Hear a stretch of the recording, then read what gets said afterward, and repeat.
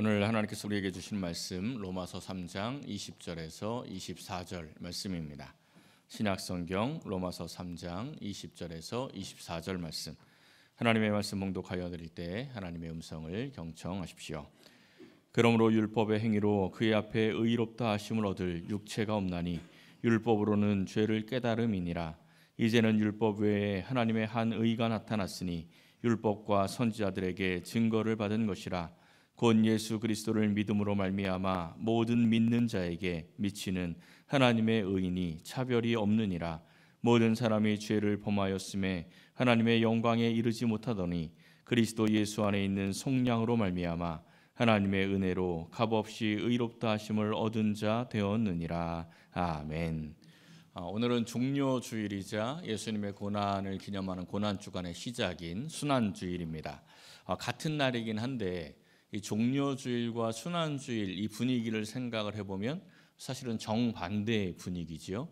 이 종료주일에 어떤 일이 있었습니까? 우리 예수님께서 예루살렘에 입성을 하십니다. 스가랴서 9장에 예언된 대로 나귀를 타고 이 나귀 새끼를 타고 왕으로 입성을 하시는 거죠. 이스라엘 백성들이 이제 예언된 왕이 오셨다고 종려나무 가지를 꺾어서 흔들면서 호산나 다윗의 자손 예수시여 하면서 이제 예수님을 환영하고 찬양을 합니다. 이 종려나무 가지가 이 로마 사회에서 이 로마 시대에 승리의 여신 니케의 상징입니다. 그래서 이 로마 시대 이 로마의 사람들은 이제 전쟁에 승리하고 돌아온 장군이나 아니면 황제를 환영을 할 때 이 종려나무 가지를 꺾어서 흔들면서 환영을 했습니다. 그런데 예수님이 지금 들어오고 계시는데 종려나무 가지를 이스라엘 백성들이 꺾어서 예수님을 환영을 했다. 이거는 지금 로마 정부의 눈치를 전혀 보고 있지 않은 겁니다. 로마의 식민 사회에 있던 때인데 로마 정부의 눈치를 보지 않고 예수님을 환영하고 있다는 거죠. 이스라엘 백성이 굉장히 담대해졌습니다. 또 예수님을 뭐라고 불렀냐면 다윗의 자손이라고 불렀는데 이 다윗의 자손이라고 불렀던 것도 역시 굉장히 깊은 의미가 있습니다. 그러니까 이스라엘 백성들이 지금은 제사장 또 바리새인들 서기관들 이런 종교 지도자들의 눈치도 전혀 보지 않는 겁니다. 지금 정치 또 종교 이 양쪽의 모든 지도자들 이들의 권력의 눈치를 전혀 보지 않고 오직 예수님만 바라보면서 예수님을 찬양하고 환영을 했다라는 것입니다.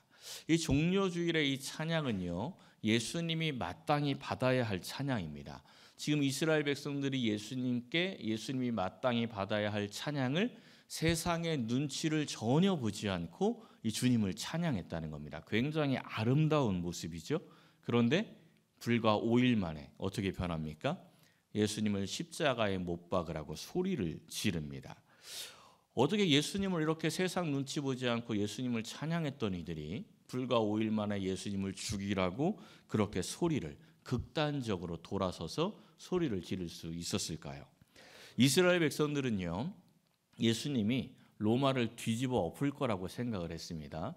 그런데 예수님이 예루살렘에 입성하신 후에 로마를 뒤집어 엎은 게 아니고 성전을 뒤집어 엎지요. 근데 어쨌든 엎긴 엎었으니까 예수님이 뭔가 그래도 시작을 하겠지. 종교 개혁을 하고 그리고 나라를 개혁을 하겠지. 이런 생각을 했는데 성전을 거창하게 뒤집어 엎으시더니만 어떻게 됐어요? 잡혀가셨어요. 잡혀갔는데 잡혀가서도 뭔가 힘을 발휘하시는 게 아니고 제사장의 종들이 뺨을 때리는데 그냥 맞습니다. 침을 뱉어도 그냥 맞아요. 그리고 빌라도한테 끌려가서 채찍질을 당하시는데 아무 소리도 안 하고 그냥 맞고 계시는 거예요. 그러니까 이스라엘 백성들의 기대감이 갑자기 확 꺼집니다. 예수님을 향한 모든 기대가 한 번에 확 꺼지면서 예수님을 환영했던 마음이 분노의 마음으로 바뀝니다. 그러니까 그를 환영했던 사람들이 예수님을 죽이라고 소리를 지르는 거죠. 근데 예수님의 공생애를 생각해 보세요. 예수님께서 이스라엘 백성들에게 뭘 잘못한 게 있습니까? 하나도 없지요. 어려운 사람들 찾아가서 돕고 살피셨습니다. 병자를 고치시고 귀신 들린 자를 낫게 하시고 말씀을 가르치셨죠. 그들에게 뭔가 해코지한 게 하나도 없어요. 그런데 지금에 와서 예수님을 십자가에 못 박아 죽이라고 이렇게 소리를 지르고 있다는 거죠. 왜 그렇습니까? 자기들 뜻대로 안 해준다고. 우리의 뜻은 이 나라의 회복인데 왜 이 나라 회복 안 시켜주냐, 이 우리의 뜻을 왜 안 들어주냐, 이러면서 예수님을 죽이라고 소리를 질렀다는 겁니다. 이 이스라엘 백성들의 모습을 보면 어떤 생각이 드십니까? 저는 이런 말씀을 볼 때마다 어떤 마음이 드냐면 얘네들 해도 참 너무하다, 이런 생각이 좀 듭니다. 왜냐하면 예수님이 뭘 어찌했다고 예수님을 죽이라고 이렇게 소리를 지르냐라는 것이지요. 그런데 우리가 그동안 죄에 대해서 이 말씀을 나누면서 우리의 영적인 진단을 받지 않았습니까? 그리고 지난주에 받은 이 진단표, 그 결과가 뭐였지요? 우리는 나으냐? 어떻다고요? 결코 아니다. 이게 우리의 진단이었죠. 이스라엘 백성들의 이 모습이 우리의 모습이라는 겁니다. 그렇죠. 우리의 신앙을 돌아서 한번 생각해 보십시오. 우리도 기도하고 우리가 원하는 뜻들이 이루어지면, 하나님께서 응답해 주시면 호산나 찬양을 합니다. 그런데 내 뜻대로 안 되고 내가 원하는 대로 제대로 풀리지 않으면 바로 하나님 원망하죠. 이스라엘 백성들이 예수님 십자가에 못 박으라는 말과 똑같은 이야기입니다. 왜 그럴까요? 왜 그렇습니까? 이유는 복음이, 예수 그리스도의 복음이 우리의 심장 안으로 제대로 들어오질 않았기 때문에 그렇습니다. 우리의 심장이 예수의 심장이 아니라 여전히 그냥 육적인 심장에 머물러 있기 때문에 내가 원하는 대로 이루어지지 않으면 원망하고 불평하고 예수님을 버리는 겁니다. 로마서 첫 시간에 이 로이드 존슨 목사님께서 로마서를 13년간 이 설교, 강해 설교를 하셨다, 이런 말씀을 드렸죠. 그 로이드 존슨 목사님의 책이 우리나라에 번역된 책이 총 14권입니다. 총 14권인데 제1권 시작이 바로 오늘 본문이에요. 1장부터 시작하지 않고 3장 20절부터 시작을 해서 복음의 정수라고 불리는 로마서 8장까지 숨가쁘게 달려가다가 이제 제7권에 이르러서야 다시 1장으로 돌아와서 1장 번역을 합니다. 이 3장 1절도 아니고 3장 20절부터 시작한 이유를 이 역자가, 번역자가 이 1권 역자 서문에다 기록을 해놨어요. 이렇게 이야기를 합니다. 이 강해집 시리즈는 3장 20절부터 시작합니다. 어떤 분은 왜 1장부터 번역하지 않았냐고 의문을 가질 것입니다. 그것은 필자가 로마서의 심장이라 할 수 있는 곳으로 단숨에 나아가고 싶어서 견딜 수 없었기 때문입니다. 이 역자의 말대로요, 오늘 이 말씀이 로마서의 심장과 같은 말씀입니다. 이 말씀이요, 우리의 귀에 들리면 그때 비로소 복음이 우리 안으로 들어와서 우리의 영적인 심장이 뛰기 시작을 합니다. 이제 새 생명이 비로소 시작이 되는 거죠. 사랑하는 성도 여러분, 우리 이 말씀을 함께 상고하면서 복음의 능력으로 영적 새 생명을 얻는 복된 시간이 되시기를 예수님의 이름으로 간절히 축원합니다. 첫째는요, 우리는 예수 안에 있는 속량으로 의롭다 하심을 입었습니다. 우리가 지난주에 받은 영적 진단서, 모두 죄 아래에 있고 우리도 다 똑같고 의인도 없고 하나도 없다, 이런 말씀이었죠. 오늘도 비슷한 말씀이 나옵니다. 그러므로 하면서 율법의 행위로는 의롭다 하심을 얻을 수 없다. 율법으로는 뭐만 안 돼요? 자기의 죄만 깨닫는다, 이렇게 이야기합니다. 우리의 몸에 문제가 생겼을 때 병원에 가서 검진을 하고 진단을 받아야 치료할 수 있다, 그런 말씀을 지난주에 드렸습니다. 그래서 검진이 매우 중요하다, 이렇게 말씀을 드렸는데, 그런데 아무리 비싼 검진을 받아도 검진을 통해서 치료가 되는 것은 아닙니다. 그렇죠? 검진은 진단하는 거예요. 진단하고 나서 이런 진단이 나왔으니 이렇게 치료하고 이렇게 처방해야 당신이 낫습니다, 이렇게 연결이 되는 겁니다. 마찬가지입니다.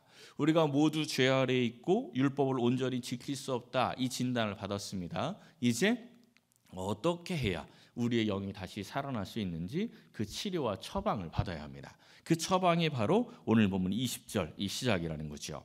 이제 율법 외에 하나님의 의가 나타났다. 이 말씀이 바로 로마서의 심장, 또 복음의 심장이 되는 말씀의 시작입니다.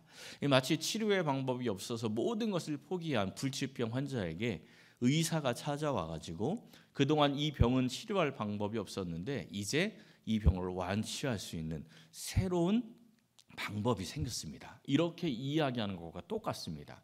이 말을 딱 들으면 마음이 어떨까요?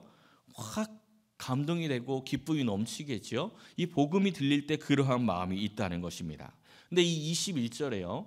굉장히 중요한 단어가 우리가 갖고 있는 이 성경의 번역이 빠졌습니다. 한글 다른 여러 가지 번역본, 뭐 공동 번역이나 새 번역이나 뭐 여러 가지 번역들이 있죠. 쉬운 성경, 현대인 성경, 굉장히 많은 종류의 번역본들이 있는데 거의 대부분은 그 단어가 들어가 있는데 가장 중요한 이 개정 성경에 이 단어가 번역에 빠졌어요. 어떤 단어인지 공동 번역에 있는 말씀을 한번 보십시오. 뭡니까? 그러나가 빠졌습니다. 굉장히 중요한 단어예요. 왜냐하면 우리가 1장 18절부터 하나님의 진노 그리고 죄에 대한 말씀을 시작을 해서 몇 주에 걸쳐서 계속 죄와 진노에 대한 말씀을 나누지 않았습니까? 그런데 갑자기 그러나 하고 20절에서 21절에서 그러나 하면서 이제는 하나님의 은혜가 나타났다, 이 이야기가 시작이 되는 겁니다. 갑자기 하나님의 은혜가 시작이 되고 하나님의 은혜에 대한 말씀이 5장까지 또 쭉 이어집니다. 이 그러나의 은혜 우리가 선지서를 통해서 굉장히 여러 번 보았는데 다시 한번 좀 정리를 해보겠습니다. 이 그러나의 은혜가 가장 잘 나타난 게 이사야와 예레미야서인데요. 이사야 42장을 보면요, 하나님께서 주의 종을 보내서 이 심판과 구원을 행할 것을 말씀하십니다.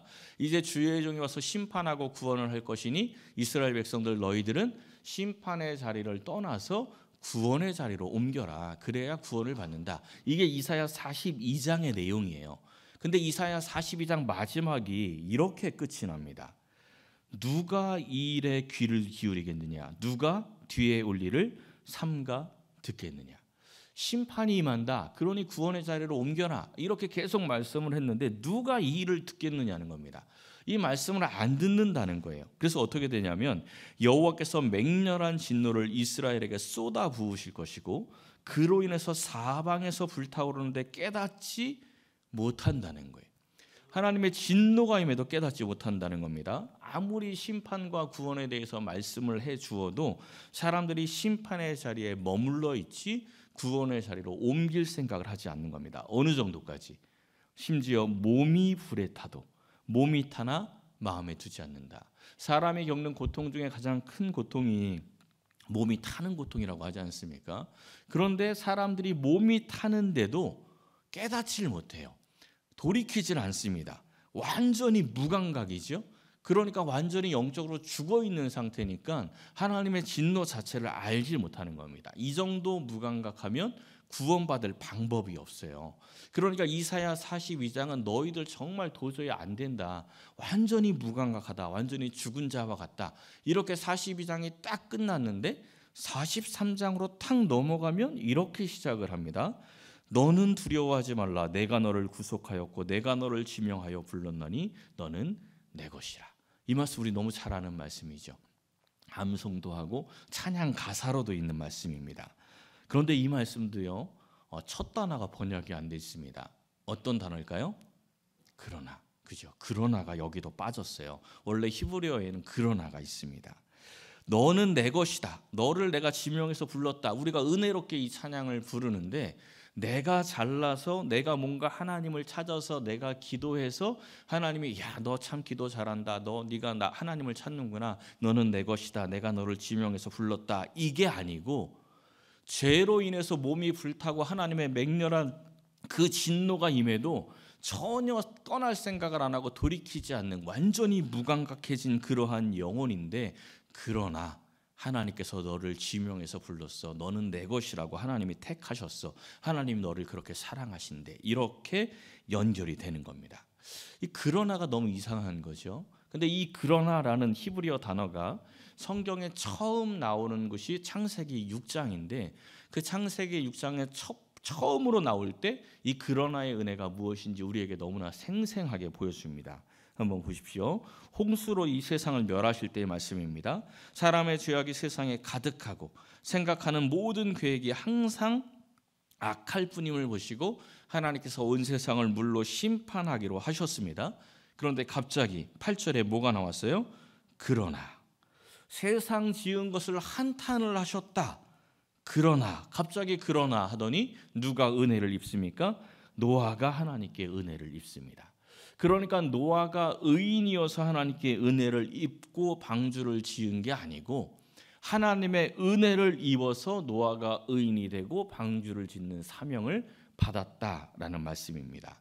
노아의 이야기가 곧 우리의 이야기죠. 지금 우리도 하나님의 공의대로 심판하시면 어느 누구도 심판의 자리를 피할 수가 없습니다. 그러나 하나님의 은혜로 의롭다 여김을 받고 우리가 구원받은 백성이 된 거죠.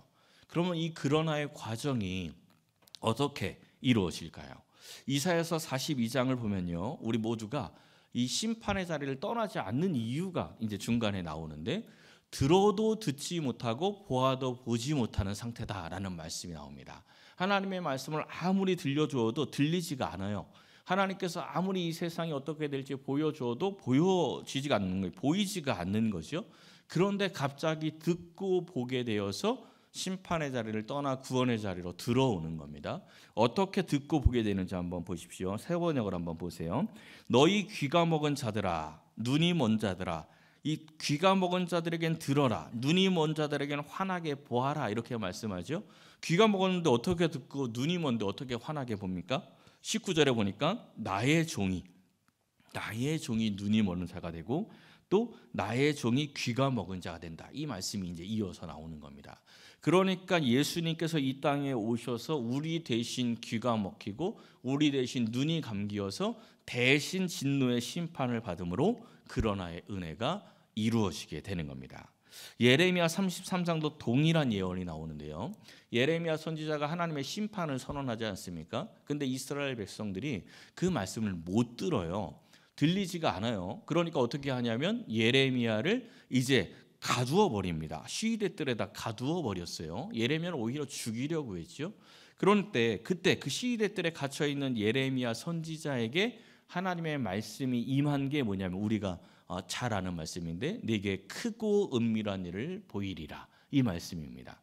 우리는 크고 은밀한 일을 보이리라를 보통 어떻게 해석하냐면 내가 아주 크게 될 거야, 막 이런 걸로 생각을 하는데 원래 그 의미가 아닙니다.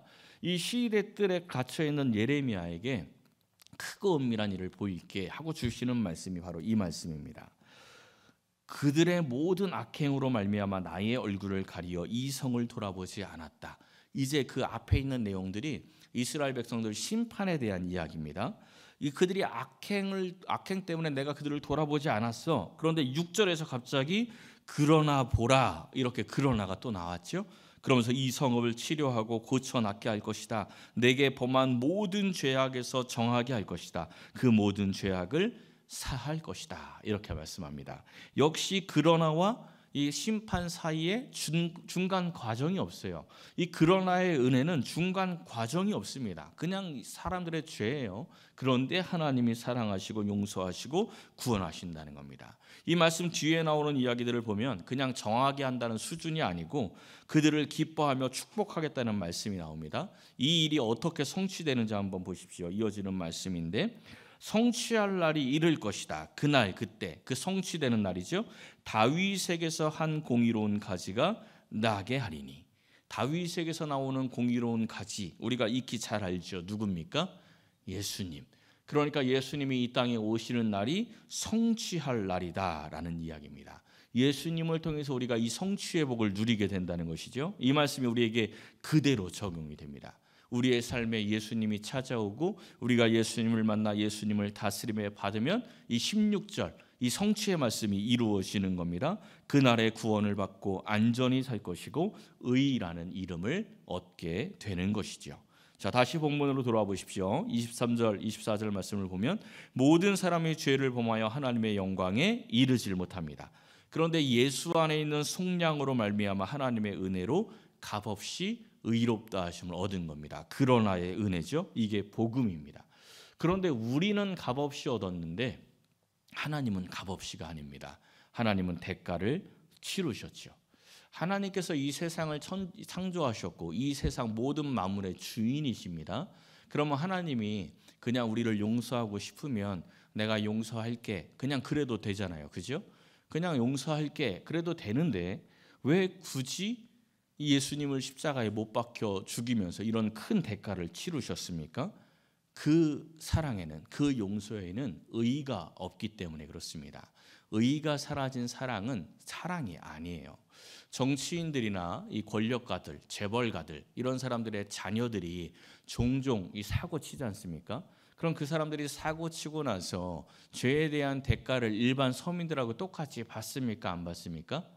안 받지요. 그 사람들은 그 대가를 안 받습니다. 그냥 거의 집행유예 이렇게 나오지요. 징역을 살아도 몇 년 이렇게 살아도 몇 달 지나면 은근슬쩍 다 나옵니다. 그냥 나와요. 그 사람들이 그렇게 나오는 것들을 보면서 우리가 무슨 생각을 합니까? 야, 저 정치인, 저 재벌, 자녀를 위해서 자기의 권력을 사용해서 그냥 다 풀어주는구나. 사랑이 정말 많은 부모야. 참 좋은 부모네. 이렇게 생각하십니까? 아니죠. 욕하죠. 왜 욕합니까? 사랑은 사랑이죠. 사랑은 사랑입니다. 근데 왜 욕해요? 의의가 없거든요. 의의가 없는 사랑은 잘못된 사랑입니다. 하나님께서 우리를 사랑하셔서 용서해 주시는데 의의가 없이 용서하시는 게 아닙니다. 대가를 치르고 용서하셨다는 거예요. 그 대가가 25절에 나오죠. 이 예수를 하나님이 그의 피로써 믿음으로 말미암는 화목제물로 세우셨다. 여기서 화목제물 이렇게 번역이 되긴 했는데 원어에 가까운 번역은 속죄제물입니다. 약간 좀 느낌이 다르죠. 속죄를 위한 제물로 우리 예수님의 피를 드렸다. 이 십자가의 보혈을 흘리게 하였다라는 것입니다. 그래서 26절에 말씀합니다. 곧 이때 이 예수님을 속죄의 제물로 삼으시고 길이 참으시고 인간의 죄를 간과하신 그때에 하나님께서 자기의 의를 이루십니다. 자기도 의롭고, 왜냐하면 죄에 대한 대가를 치루었기 때문에 자기도 의롭고 또한 예수 믿는 자도 의롭게 그의 죄를 용서하셨다. 이렇게 말씀을 합니다.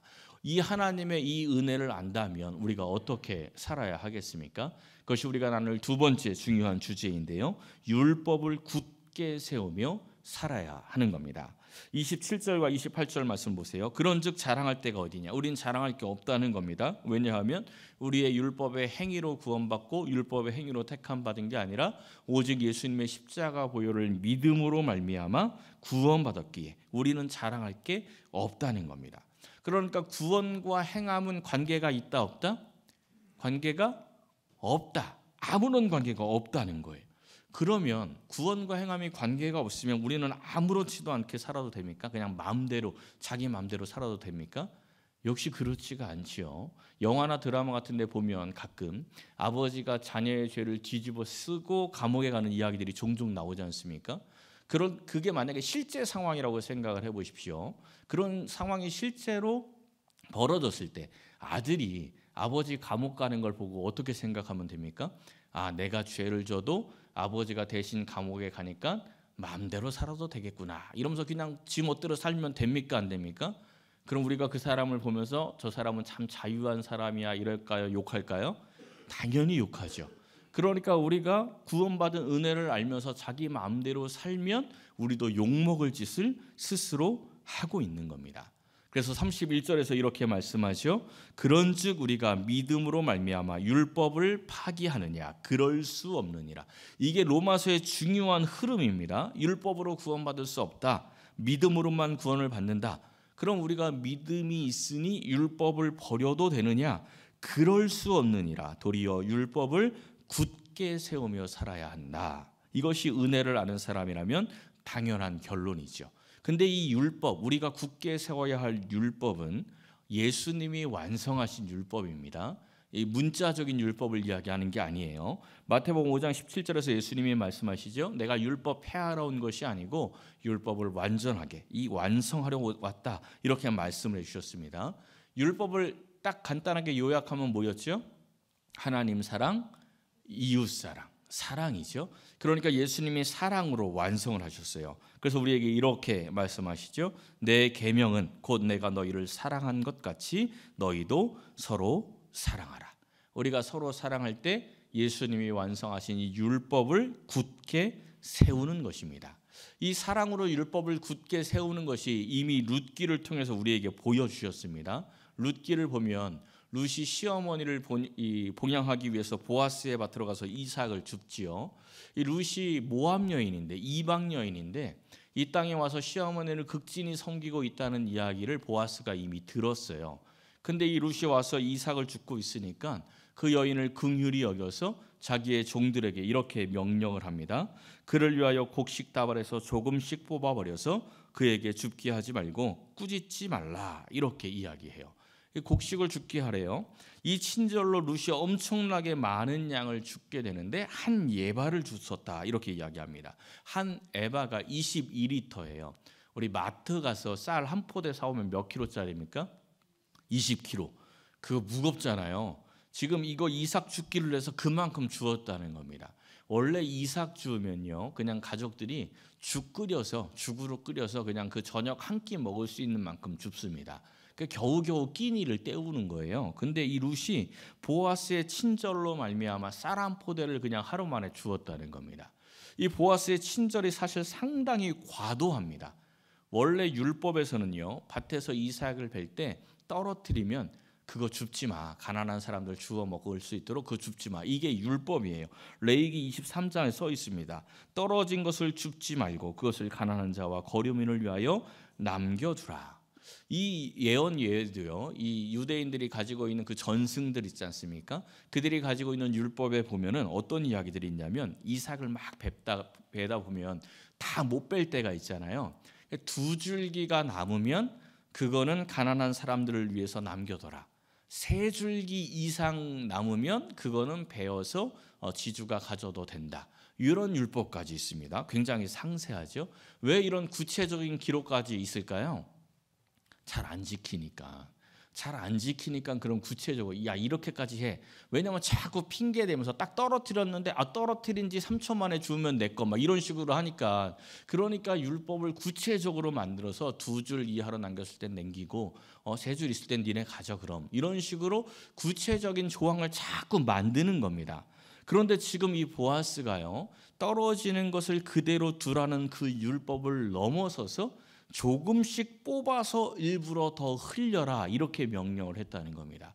이거는 율법을 지킨 겁니까? 어긴 겁니까? 지켰죠. 율법을 지켰는데 지키는 수준을 넘어섭니다. 율법을 넘어섰어요. 왜? 그에게 사랑이 있었기 때문에 그렇습니다. 이것이 율법의 완성이죠. 사랑하면 율법을 지킬 수 있습니다. 완성된 율법을 지키는 거예요. 그때 우리의 그 율법의 지킴이 우리에게 은혜가 되고 우리에게 힘이 되고 우리에게 능력이 되는 겁니다. 이 로마서의 말씀은 그냥 보면 굉장히 헷갈립니다. 지금까지 우리가 계속 반복해서 본 말씀이 우리의 행함은 공로가 있다 없다? 없다잖아요. 그죠? 우리의 행함은 공로가 없대요. 우리가 율법 지키는 거 아무런 의미가 없다고 계속 반복해서 말씀을 했습니다. 그런데 갑자기 여기서 율법을 굳게 세워라 이렇게 말씀을 하고 있는 것 아닙니까? 이렇게 생각해 보면 될 것 같아요. 우리의 수고와 공로가 아무런 것도 없다, 의미가 없다 했으니까 숫자로 생각하면 0이지 않습니까? 0이 계속 늘어나면 그 값은 뭡니까? 0에다가 00000 써 있으면 그건 뭐예요?